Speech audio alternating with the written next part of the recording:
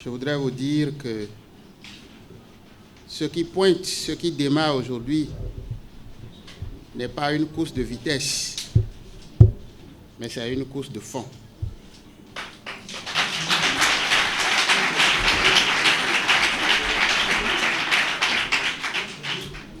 Nous avons choisi cette journée pour échanger avec vous sur le contenu de notre projet de société et qui est d'ailleurs partout. Mais il faut que vous en saisissiez la profondeur afin de pouvoir animer les différentes réunions. Merci d'être venus. Je voudrais saluer tous les cadres qui ont travaillé à nos côtés, même l'imprimeur, pour que le document soit disponible. Je vais simplement introduire et permettre qu'on aille dans les détails avec d'autres responsables du parti ou alliés. Compatriotes béninois, vous devez comprendre que nous sommes à un carrefour. Il nous revient de choisir soit une direction ou de continuer. Mais avant, il est loisible que nous fassions un bilan des 10 dernières années que nous avons passées ensemble. Il est normal que nous nous appuyions sur notre idéologie, tenir compte des problèmes que rencontre notre population pour définir une nouvelle route à emprunter. Je crois qu'il ne faut pas prendre la route directe qui entraîne misère, mécontentement, emprisonnement et quoi encore, exil. Il faut choisir une autre direction. La direction que nous vous montrons, qui sera la direction de la prospérité. Prospérité partagée. Où le fruit de notre travail va véritablement nous profiter tous, plutôt qu'à une minorité. Vous savez très bien que les salaires politiques ne sont pas connus, ne sont pas clairs. La Cour constitutionnelle même a demandé, n'a pas pu avoir la réponse. Ça montre l'opacité avec laquelle notre pays a été dirigé durant les 10 ans. Vous savez qu'il y a beaucoup de plaintes. La misère galopante. Le producteur ne jouit plus du fruit de son produit. Je vais évoquer le cas des sojaculteurs et tous les autres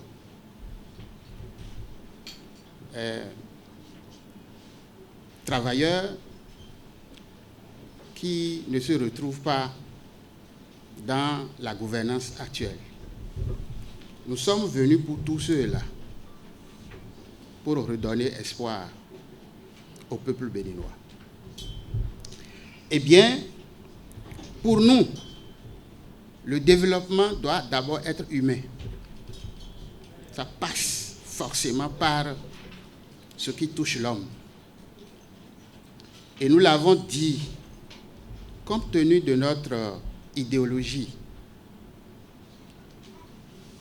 entre de beaux jardins et l'eau potable à fournir à la population, notre idéologie nous oblige à d'abord fournir l'eau potable au peuple.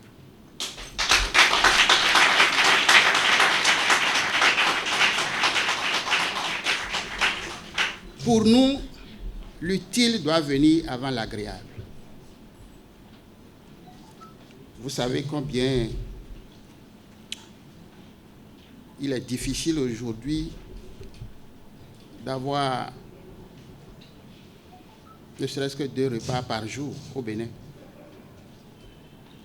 Vous savez combien l'accès aux soins de santé reste un problème majeur pour les couches vulnérables.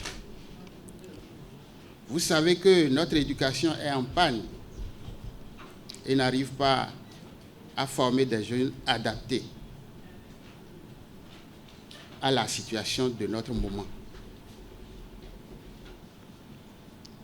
Vous savez que ceux qui sont chargés d'encadrer nos enfants sont maltraités. Et donc, nous avons essayé d'aller au contact de nos populations, les écouter, d'évaluer ensemble les 10 ans.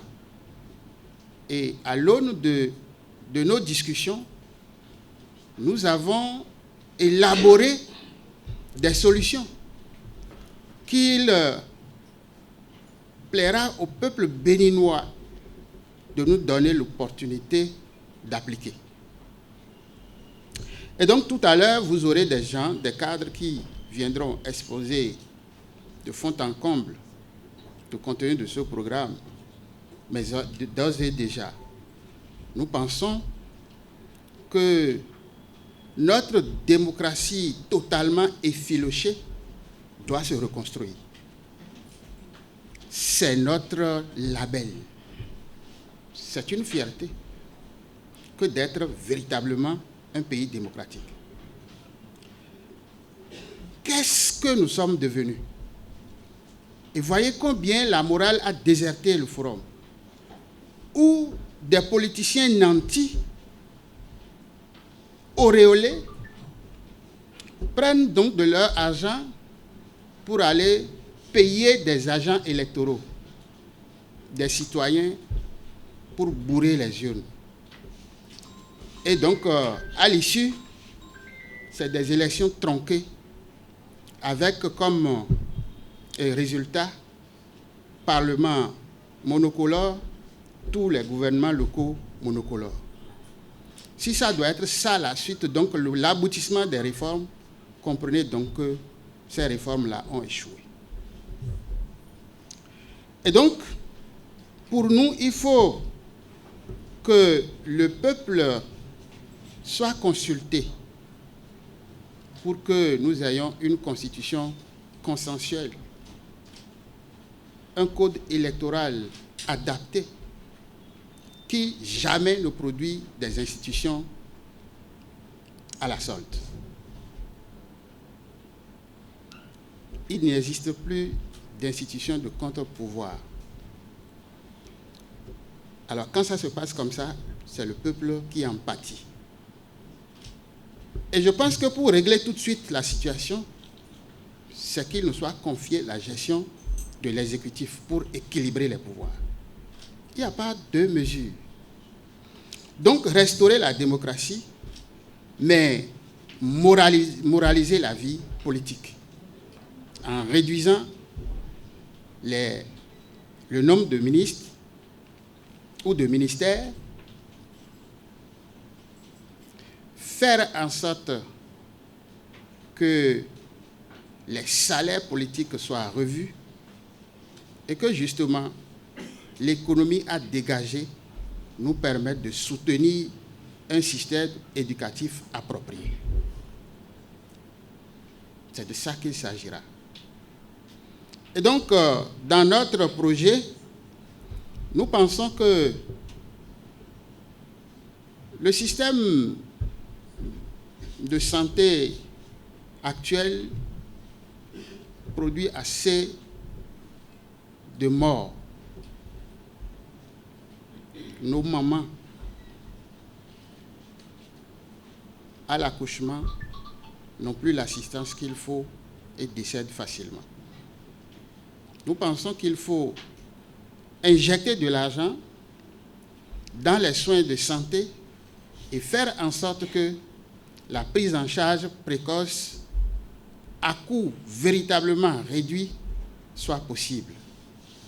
Ça nous impose à rapprocher les centres de santé des populations en quittant le niveau arrondissement pour descendre désormais dans les villages. Parce que, à ce niveau,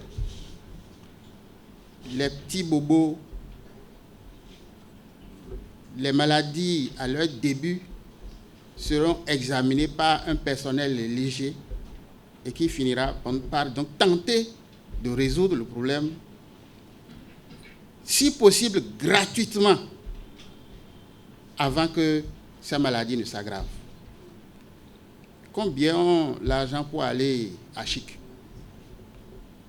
Pour qu'on en multiplie.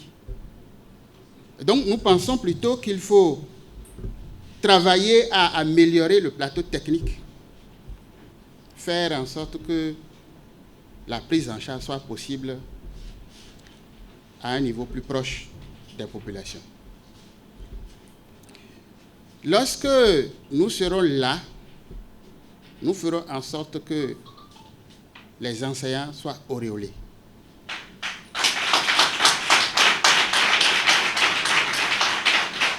Il n'existera plus la dénomination honteuse de AME.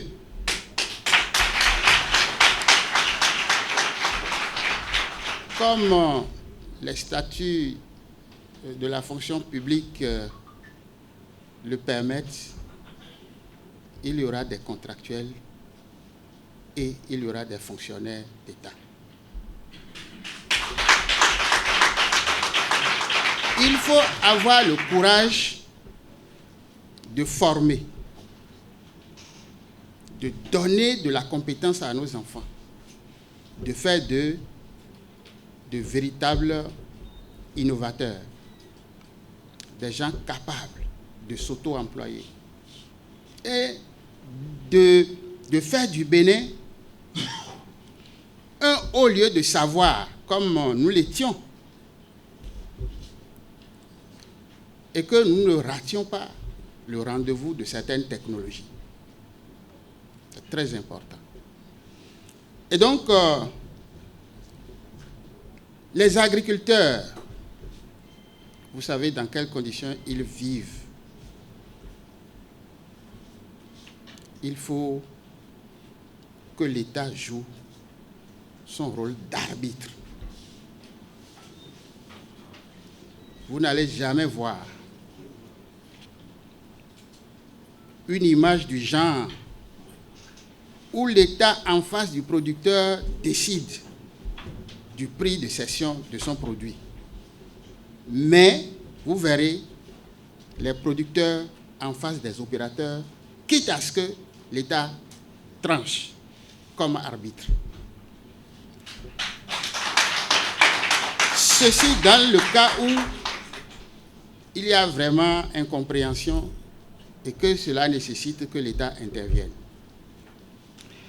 C'est pour dire de façon ramassée que nous resterons purement dans le social en essayant de maintenir le cap en termes d'équipement et de réalisation des infrastructures.